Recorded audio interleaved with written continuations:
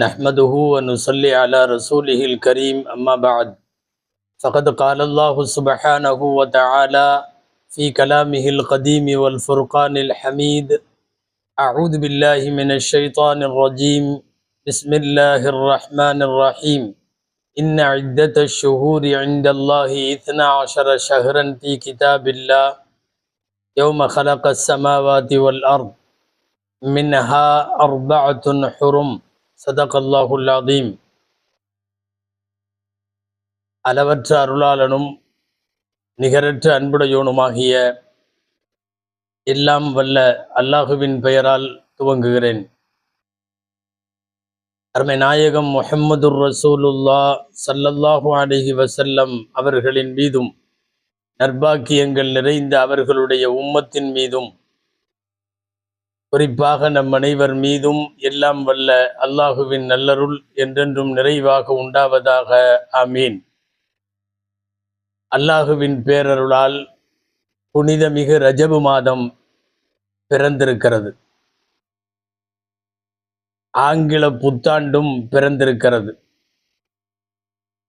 பொதுவாக கால ஓட்டங்களை அல்லாஹு ஜல்ல ஷானஹு தஆலா மனிதனின் படிப்பினைக்காக ஆக்கியிருக்கிறான். காலங்கள் மாறுவதும் சுழல்படுவதும் ஆண்டும் மாதமும் வாரமும் நாளும் மணி நேரங்களும் வேக வேகமாக உருண்டோடுவதும் நம்முடைய வாழ்வை நாமே சுய பரிசோதனைக்கு உள்ளாக்குவதற்காக வேண்டி இறைவன் ஆக்கியிருக்கிறான். திருக்குர்ஆனின் பல்வேறு இடங்களில் வருகிறது, மறுமையில் எழுப்பப்படும் மனிதனிடம் நீ பூமியில் எவ்வளவு காலம் வாழ்ந்தாய் என்று அல்லாஹ் கேட்டால் அவர்கள் சொல்லுவார்களாம், ஒரு நாள் இருக்கும், அல்லது கொஞ்ச நாள், ஒரு நாளில் கொஞ்சம் வாழ்ந்திருப்போம்.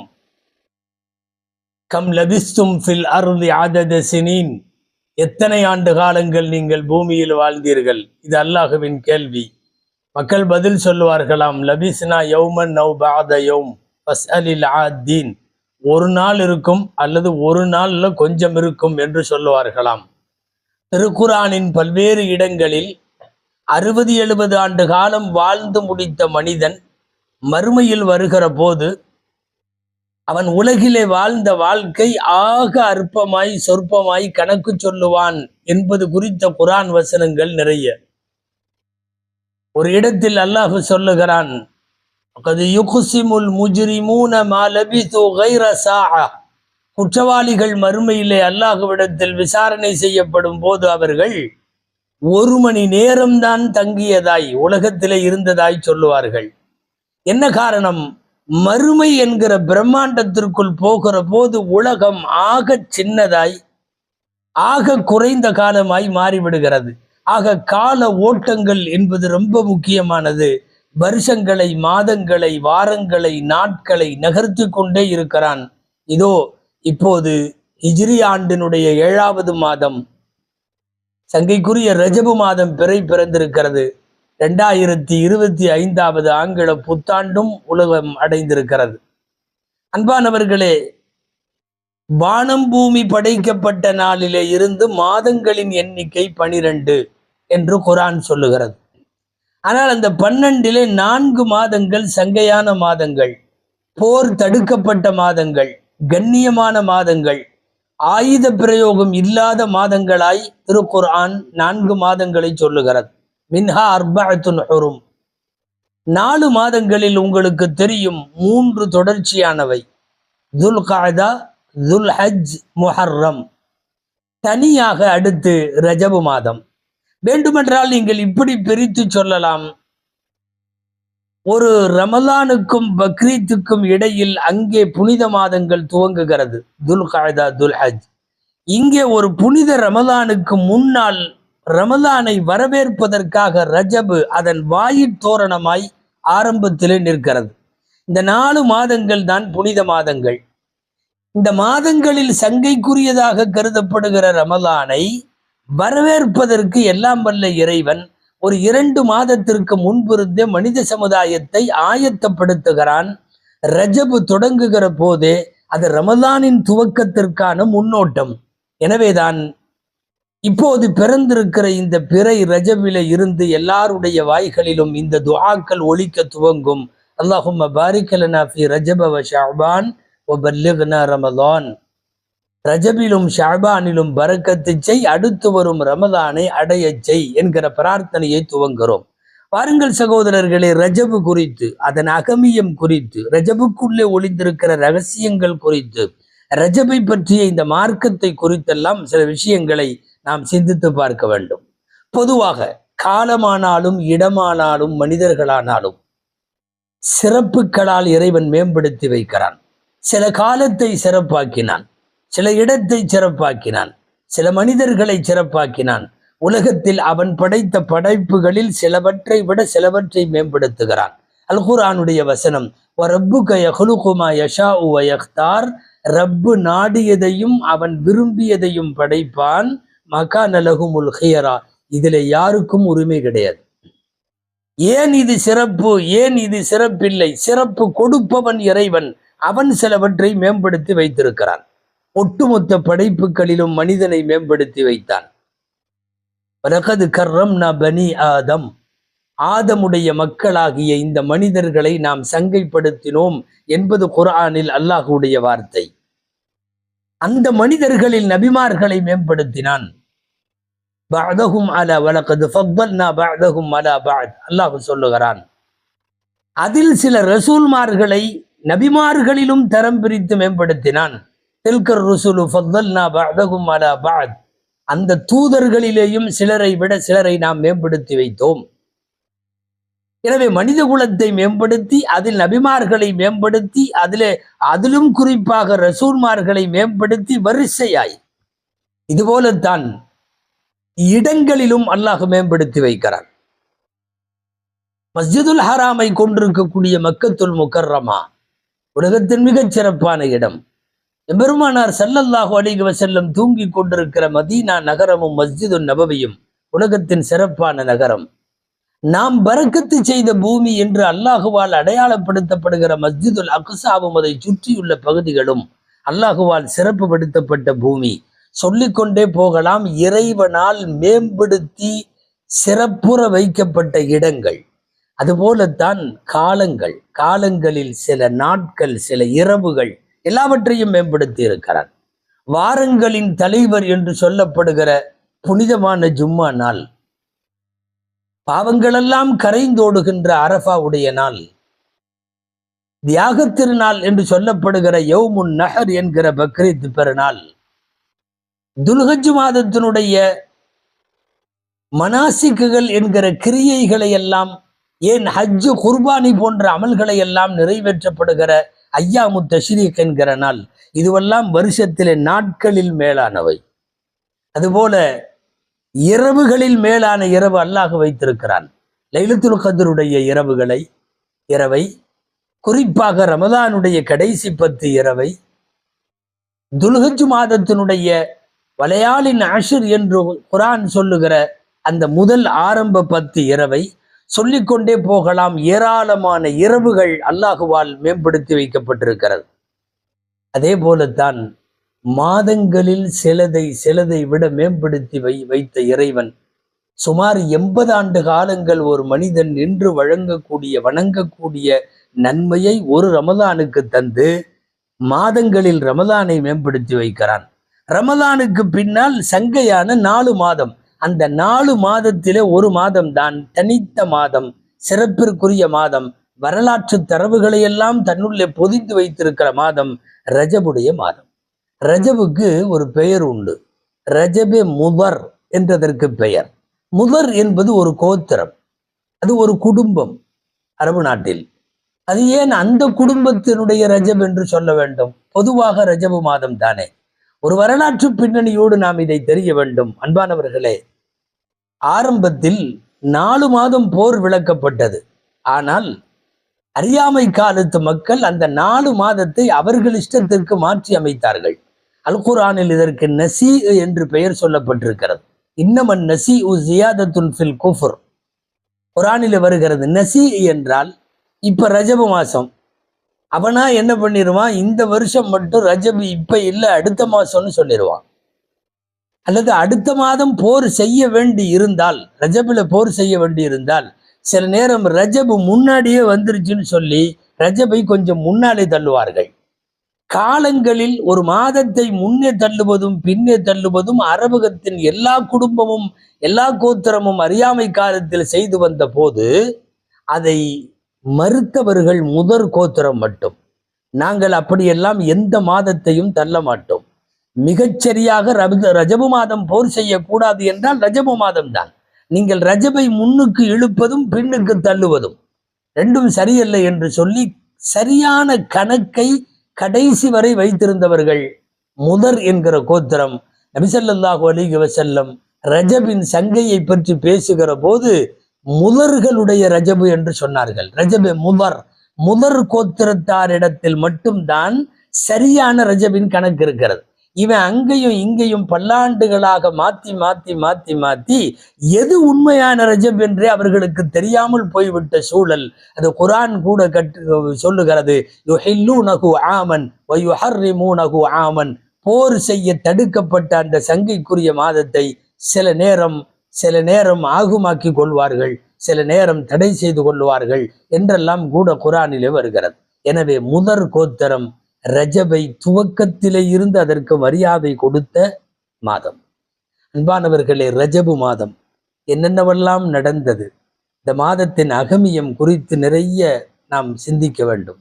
முதலில் ஒரு செய்தி, இஸ்லாத்தினுடைய வரலாறு வாசித்தவர்களுக்கு தெரிந்திருக்கும். இஸ்லாமிய வரலாற்றில் மிகப்பெரிய அளவு நிறைந்திருக்கிற வரலாறில் ஒன்று, அபிசீனியாவை நோக்கி சஹாபாக்கள் ஹிஜ்ரத் செய்த பயணம்.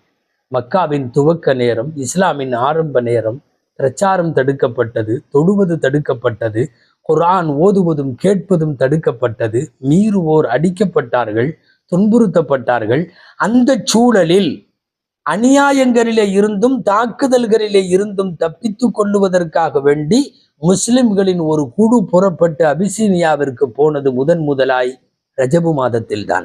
ரஜபு என்ற உடன் ஹபஷாவின் ஹிஜ்ரத் எல்லாருக்கும் ஞாபகத்திற்கு வரும். அந்த ஹிஜ்ரத்தை பற்றி பேசுவதென்றால் நீண்ட நெடிய நேரம் பேச வேண்டும். சுருக்கமாய் நீங்களும் நானும் தெரிந்து வைத்திருக்கிறபடி, உஸ்மான் ரலியல்லாஹு அன்ஹு மனைவி ருக்கையாவோடு, சுபைர் ரலியல்லாஹு அன்ஹு, அப்துர் ரஹ்மான் இப்னு அவுஃப் ரலியல்லாஹு அன்ஹு, அபூ சலமா ரலியல்லாஹு அன்ஹு, இவர்களெல்லாம் குடும்பமாய் ஹிஜ்ரத்திற்கு பயணப்பட்டார்கள். அனுப்பி வைத்தது நபிகள் நாயகம் ஸல்லல்லாஹு அலைஹி வஸல்லம். இந்த ஊரிலே நீங்கள் தொழுவதற்கும் திருமறை ஓதுவதற்கும் அடிபடுகிறீர்கள், அங்கே செல்லுங்கள். ஃபஇன்ன ஃபீஹா மலிகன் லா யுதுலமு இன்தஹு அஹதுன். அங்கே ஒரு அரசர் இருக்கிறார். அந்த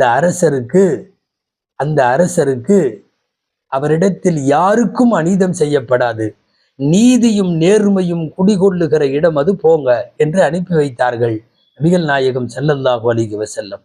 சிந்தனைக்குரிய ஒரு செய்தி, பாதுகாப்பு எங்கு தேவைப்படுமோ அந்த இடத்தில் நீதம் இருந்தால் மட்டும்தான் பாதுகாப்பு கிடைக்கும். இவர்களுக்கு தேவை பாதுகாப்பு, நாயகம் நீதம் இருக்கிற இடத்திலே அனுப்பி வைக்கிறார்கள். வந்தார்கள். வெளியிலே கடற்கரை, 2 கப்பல் கிடைத்தது. 2 கப்பலில் இவர்களும் இவர்களின் வாகனங்களும் சாமான்களும் எல்லாம் ஏற்றப்பட்டு, நெடுந்தூரம் அல்லவா, இன்றைய மக்காவிலே இருந்து இன்றைய எத்தியோப்பியா வரைக்கும். எத்தியோப்பியா தான் பழைய ஹபஷா. அந்த ஹபஷாவை நோக்கி 2 கப்பல்களில் இவர்கள் பயணப்பட துவங்கினார்கள். போய் பல பேர் அங்கேயே தங்கிவிட்டார்கள். சில பேர் நிலைமை மக்காவிலே சரியாகிவிட்டது என்று ஒரு கருத்தை நம்பி, வதந்தியை நம்பி ஷவ்வால் மாசம் திரும்பி வந்தார்கள். ரஜபிலே போனவர்கள் பல பேர் வரவில்லை என்றால் 7 வருஷம் 8 வருஷம் கழித்து வந்தார்கள். பல்லாண்டு காலங்கள் ஹபஷாவிலேயே தங்கி குடும்பம் நடத்தி அங்கேயே இருந்தார்கள். ஏறத்தாழ அந்த அரசரால் இவர்கள் அனுமதிக்கப்பட்டு ஆசிர்வதிக்கப்பட்டு அழகாக இடம் கொடுக்கப்பட்டு சிறப்பான வாழ்க்கை வாழ்ந்தார்கள். வரலாறு வருகிறது, ஜாஃபர் இப்னு அபி தாலிப் ரலியல்லாஹு அன்ஹு அவர்களுடைய தலைமையில் கைபர் போர் நடந்த போதுதான் அங்கே இருந்து சில பேர் நேராக மதீனாவிற்கு வந்தார்கள். வரலாற்று சிறப்பு மிக்க இந்த ஹிஜ்ரத் நடந்தது புனித ரஜபு மாதம். ரஜபினுடைய மிக ஈரமான வரலாறுகளில் ஒன்று ஹபஷாவை நோக்கிய ஹிஜ்ரத் என்பது. அந்த அரசர் அப்படிப்பட்டவர். நஜ்ஜாஷி என்பவர் ஹிஜ்ரி 9 பெருமானார் ஸல்லல்லாஹு அலைஹி வஸல்லத்தினுடைய வஃபாத்திற்கு சற்றேறக்குறைய 1.5 வருடங்களுக்கு முன்னால் நஜ்ஜாஷி மன்னர் அவர் நாட்டிலே வஃபாத்தான போது இஸ்லாமியர்களுக்கு நீதமாய அடைக்கலம் கொடுத்த ஒரு நீதிமகன் மரணத்திற்காக வேண்டி மதீனாவிலே பெருமானார் ஸல்லல்லாஹு அலைஹி வஸல்லம் அவர்கள் தொழ வைத்தார்கள். காயிபு ஜனாசா தொழ வைத்தார்கள் என்று வரலாறு பார்க்கிறோம். புனித ரஜபு தன்னுக்குள்ளே சேகரமாக்கி வைத்திருக்கிற பசுமையான சரித்திரங்களில் ஹிஜ்ரத் ஒன்று. இரண்டாவது, ரஜப் என்றவுடன் நம் நினைவுக்கு வர வேண்டியது மேராஜுடைய நிகழ்ச்சி. அது தனியாக பேச வேண்டும். மேராஜ் என்றதை ஒற்றை வரியில் பெருமானாரின் விண்ணுலக பயணம் என்று சொல்லுவதை விட இந்த உம்மத்திற்கு ஐவேளை தொழுகை கடமை என்கிற ஒரு மாபெரும் பாக்கியத்தை கொண்டு வந்து கொடுத்த இரவு மெஹராஜ் இரவு. அந்த மெஹராஜ் இதே மாதத்தினுடைய இறுதியிலே நடைபெறுவதால் ரஜபுக்குள்ள பெருமைகளில் ஒரு பெருமை பெருமானார் ஸல்லல்லாஹு அலைஹி வஸல்லம் விண்ணுலக பயணம் சென்றதும் அல்லாஹுவை சந்தித்ததும். அன்பானவர்களே, மூன்றாவது, ரஜபில் ஈரமான வரலாறுகளில் இன்னமும் நினைவை விட்டு அகலாமல் நிற்கிற வரலாறு, இஸ்லாமிய வரலாறு, தபூக் என்கிற ஒரு போர். எம்பெருமானார் ஸல்லல்லாஹு அலைஹி வஸல்லம் ஆயுளிலே கலந்து கொண்ட கடைசி போர். வேற வார்த்தையில சொன்னா இதுபோல் கஷ்டமான போர் இல்லை என்று எல்லா வரலாற்று ஆசிரியர்களும் எழுதுகிறார்கள். குர்ஆன் கூட ஒரு இடத்தில் ஃபி சாஅத்தில் உஸ்ரா, கஷ்டமான நேரத்தில் நடைபெற்ற போர் என்று சொல்லுகிறது. உண்ண உணவில்லாமல், உடுத்த உடையில்லாமல், ஏன் சரியான வாகனம் இல்லாமல் கடும் வெயிலில் பயணப்பட்டு போன தபூக்கு போன்ற ஒரு வரலாற்றில் கடுமையான நெருக்கடிக்குள்ளான போர் எதுவும் இல்லை. பெருமானார் ஸல்லல்லாஹு அலைஹி வஸல்லமுடைய போர். வாரி வாரி வள்ளல்களெல்லாம் வாரி வழங்கிய போர் அந்த போர். ஒட்டுமொத்தமாக ஒரு படைக்கு தேவையான 3 பங்கு செலவில் 2 பங்கை ஏற்றுக்கொண்டவர்கள் உஸ்மான் ரலியல்லாஹு அன்ஹு. யார் யார் எவ்வளவு செலவழித்தார்கள் என்கிற பட்டியலுக்குள்ளே போனால் தபூக் போர் நீண்டுவிடும். நாம் சுருக்கமாய் முடிப்போம். பாதி வீட்டை காலி செய்து வந்த உமர் ரலியல்லாஹு அன்ஹு இந்த போருக்குத்தான் சொத்திலே 2/3 பகுதியை கொடுத்தது உஸ்மான் ரலியல்லாஹு அன்ஹு இந்த போரில்தான். ஏன், நான் வீட்டில் அல்லாஹ் ரசூலை தவிர எல்லாத்தையும் கொண்டு வந்துட்டேன் என்று சொல்லி வீட்டை காலி செய்து கொண்டு வந்து அபூபக்கர் ரலியல்லாஹு அன்ஹு பெருமானாருக்கு முன்னாலே வைத்தது இந்த போருக்காகத்தான். இந்த தபூக் போர் இஸ்லாமிய வரலாற்றில் நீக்கமர நிறைந்திருக்கிற போர். இந்த போரில் தவிர்க்க முடியாத வரலாறு. ஹஜ்ரத் உமர் ரலியல்லாஹு அன்ஹு, அபூபக்கர் ரலியல்லாஹு அன்ஹு, எப்போதுமே அவர்களுக்குள் ஆரோக்கியமான போட்டி இருந்தது நமக்கு தெரியும். பாதி வீட்டை காலி செய்து வைத்து கொண்டு வந்து வைத்த உமர் ரலியல்லாஹு அன்ஹு மிச்ச பாதி வீட்டில் இருக்கு. ஆனால் அபூபக்கர் ரலியல்லாஹு அன்ஹு ஒண்ணுமில்லை வீட்டில். வீடு காலி செய்யப்பட்டு கொண்டு வந்து அனைத்தும் வைக்கப்பட்டு விட்டது. காலி செய்து வீட்டை கொண்டு வந்து வைத்தாலும் கொஞ்சமாக இருக்கிறது. பாதி வீடு காலி செய்து வந்த உமர் ரலியல்லாஹு அன்ஹு வைத்திருக்கிற காணிக்கை கொஞ்சம் பெருசாக இருக்கிறது. யார் யார் எவ்வளவு நன்கொடை கொடுத்தார்கள் என்று பெருமானார் கேட்கிற போது அபூபக்கரின் கொஞ்சத்தை விட நம்முடையது பாதி வீடு அதிகமாக இருக்கிறது என்று உள்ளுக்குள் நினைத்து கொண்டிருந்த உமர் ரலியல்லாஹு அன்ஹு அவர்கள் இன்னைக்கு வாழ்க்கையிலேயே அபூபக்கரை ஜெயிக்கிறோம் என்று நினைத்து கொண்டிருந்த போதுதான் நாயகம் ஸல்லல்லாஹு அலைஹி வஸல்லம் வந்து அந்த போருக்காக தரப்பட்ட கொடைகளை எல்லாம் பார்த்தார்கள். புரிந்தது பெருமானாருக்கு, வீட்டை காலி செய்தாலும் அபூபக்கருடையது குறைவுதான், பாதி வீடு வந்தாலும் உமர் ரலியல்லாஹு அன்ஹு அதிகம்தான். நீங்கள் எவ்வளவு கொண்டு வந்தீர்கள் என்று கேட்டால் அபூபக்கர் குறைவாக போய்விடுவார், உமர் ஜெயித்து விடுவார். ஆனால் நபி ஸல்லல்லாஹு அலைஹி வஸல்லம் கேள்வியை கொஞ்சம் மாத்தி கேட்டார்கள். மா ஹல்லஃப்த யா அபூபக்கரின், அபூபக்கரை வீட்டுல என்ன விட்டு வந்தீங்கன்னு கேட்டாங்க. ஒரு கேள்வி மாற்றத்தில் வெற்றி தோல்வியே மாறிவிட்டது. நீ என்ன விட்டு வச்சுட்டு வந்திருக்க வீட்டுல? தரக்துல்லாஹ வ ரசூலஹு, அல்லாஹுவையும் ரசூலையும் விட்டு விட்டு வந்தேன் என்று அபூபக்கர் சொல்ல உமர் ரலியல்லாஹு அன்ஹு கேட்டாங்க, மா ஹல்லஃப்த யா உமர், நீங்க என்ன விட்டு வந்திருக்கீங்க? இது போன்று ஒரு பங்கை வீட்டிலும் விட்டு வந்திருக்கிறேன் என்று சொன்ன போதுதான் முடிவானது. எப்போதும் வெற்றி அபூபக்கர் ரலியல்லாஹு அன்ஹு தான். மா சாபக்து அபூபக்கரின், நான் அபூபக்கரை முந்த முடியவில்லை என்கிற உமர் ரலியல்லாஹு அன்ஹுடைய கூற்று. நான் சொல்ல வந்த விஷயம், ரஜபு தன்னுள்ளே தேக்கி வைத்திருக்கிற அற்புத வரலாறுகளில் ஆரம்பத்தில் ஹிஜ்ரத்து இலல் ஹபஷா, ஹபஷாவின் ஹிஜ்ரத்து போல், மெஹராஜினுடைய சம்பவம் போல், தபூக்கினுடைய போரும், இன்னும் ஒன்று ரெண்டு சொல்லி நிறைவு செய்யலாம்.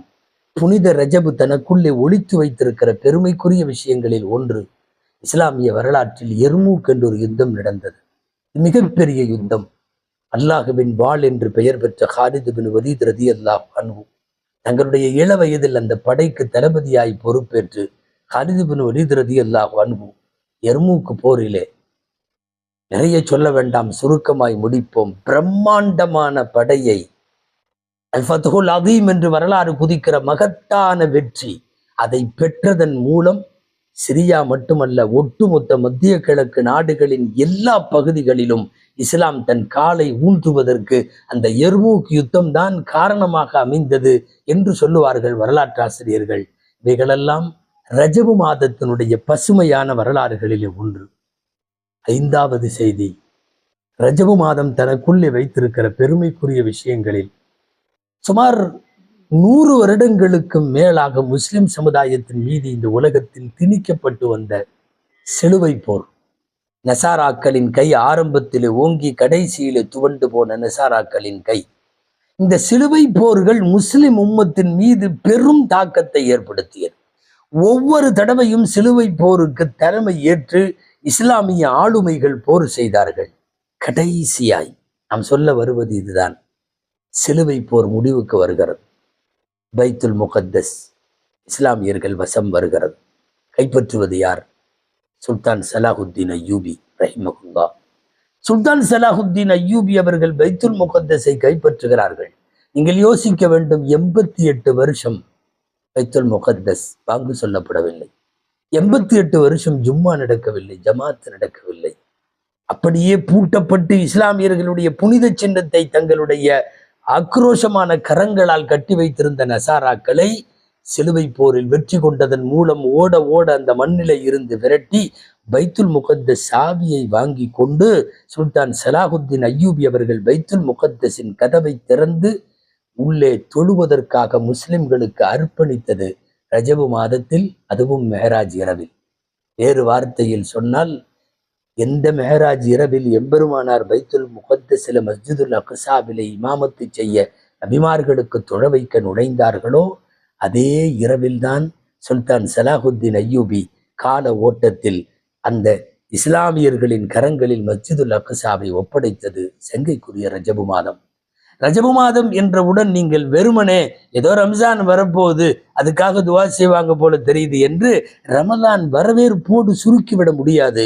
இத்தனை சம்பவங்களையும் உள்ளடக்கி வைத்திருக்கக்கூடிய ஆற்றல் பெற்ற ஒரு மாதம் ரஜபு மாதம். நிறைய பெரியவர்களை, நல்லோர்களை, நாதாக்களை, வலிமார்களை, சட்டமேதைகளை இந்த உலகம் தன் பக்கம் ஆகரத்துக்கு ஈர்த்து கொண்ட மாதமும் ரஜபு மாதம். சில காலமே ஆண்டாலும் பெயர் போற்று இஸ்லாமிய உலகை ஆண்ட ஹலீஃபா, அமீருல் முஃமினீன், நேர்வழி பெற்ற ஹலீஃபா, 2வது உமர் என்றெல்லாம் அழைக்கப்பட்ட உமர் பின் அப்துல் அசீஸ் ரலியல்லாஹு அன்ஹு அவர்கள் மறைந்தது ரஜபிலே. ஒட்டுமொத்த ரஜப் உமர் பின் அப்துல் அசீஸ் ரலியல்லாஹு அன்ஹுடைய காலத்தில் உலகத்திற்கே சோக செய்தியாக அது வந்தது. குறைந்த வயதிலே மாண்டு போன 4 கலீஃபாக்களுக்கு பிறகு சுன்னத்து வல் ஜமாஅத்தின் சில மார்க்க அறிஞர்கள் 5வது ஹசன் ரலியல்லாஹு அன்ஹு, 6வது உமர் பின் அப்துல் அசீஸ் ரலியல்லாஹு அன்ஹு என்று எழுதுவார்கள். அமீருல் முஃமினீன் என்கிற பெயருக்கு எல்லா தகுதிகளையும் பெற்ற உமர் பின் அப்துல் அசீஸ் அவர்கள்.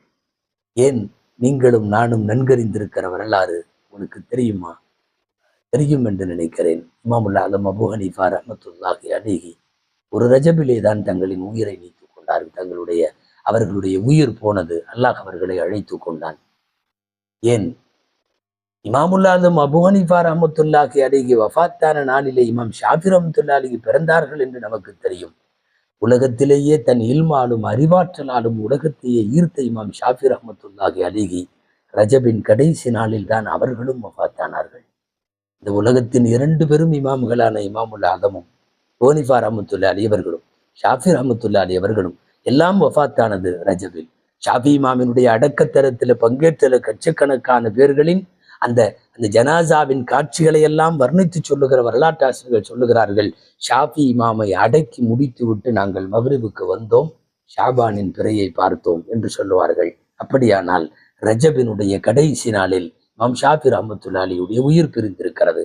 அன்பானவர்களே, சொல்லிக்கொண்டே போகலாம்.